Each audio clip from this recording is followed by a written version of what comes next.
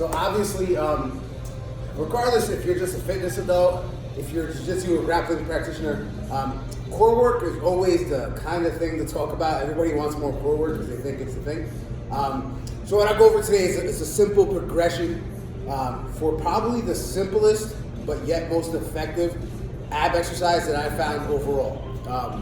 20, 30, 40 bucks. Different tools and devices could really help you here. But one of the first things is just a rollout. Now a lot of people, I always recommend people that are just starting out, start off with a higher height, right? And the requirements that we want is from knee to top of your head has to be one straight line. The arms are extended. Let me see if I can get in the film here. Arms are extended and we're controlling right forward. What we want to be able to avoid is that the hips collapsing all the way forward or the butt staying back. The biggest thing is that the hips stay neutral.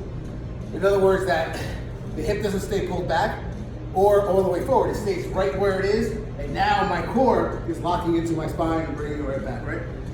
So that's, if you're really not that good at it, you'll know right away, just don't lie to yourself. That's a good progression to have right there.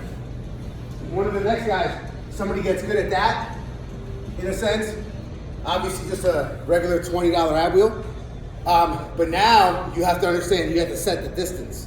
And it's the same thing, we're taking it now from this height, right, where the arms were, down to the floor. So the biggest thing is helping people set their distance. What I have people do is sometimes they can roll out, meaning starting position should be with your hips forward. Where I see people mess up is that they go all the way back here. They go all the way back here to all the way as far as they can, and they come back to here. Essentially, what's wrong with that is you're going from a tension rate of 1 to 8 or 9 or 10, whatever, and then you're bringing it back down to a 1. So muscles, in other words, are loose and regular, and then you contract them as hard as possible, and then you bring them back. The idea and purpose is to keep the abs sort of at a 5 or 6 the entire time, right? So the hips come with you, and we go out as far as we can, no matter what that distance is, right? And we're coming right back. But let's just say now you're not that good at, going out that far just yet. Simple wall.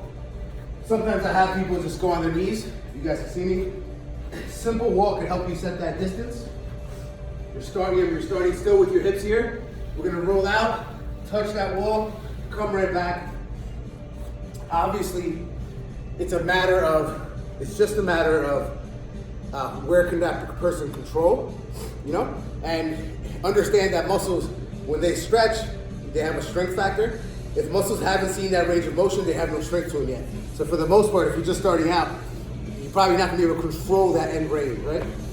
So when you get good at those, in a sense, you can just go resisted. And I've done this, I used to do this a lot actually. You need a band on each side of the wheel here.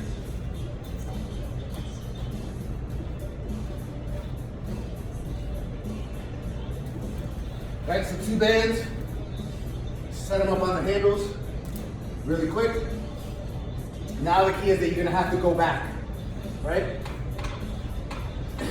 You're still starting off where you're at, you're going right forward, and you're gonna have to pull that back hard. Probably should step back a little bit. And the intensity now at which I have to contract is a lot more. But obviously that's when you get good at being able to control the way out. You can add those 2 bands.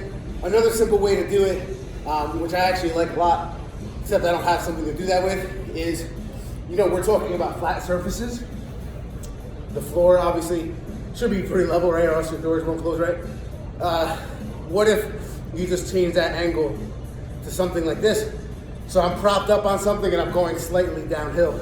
That's probably a very good option for you as well, to be able to control it. But guys, this stuff, super cheap, can help you a lot. You want to get strong and you want to build strength in end range of motion, especially for grappling. You want to build strength in awkward positions, right?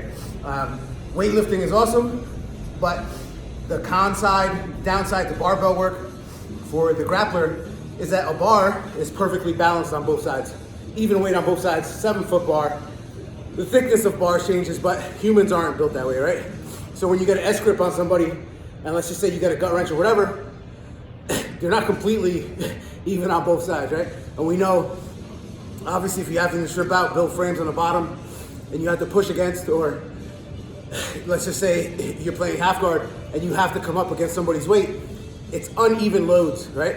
So understand that there's a sense of you have to train the unconventional. But be careful with that because I see people go too crazy with that, all right, guys? So Coach Lou here, just some simple tips for ab work that really, really will help you and carry over. One that should be a staple in everybody's repertoire is the ab wheel. Crunches won't do that much, to be honest. I would much rather you do extension type work, which is basically like extension lifting back, right? Than the front side. But this is stuff that's gonna help you on the mat.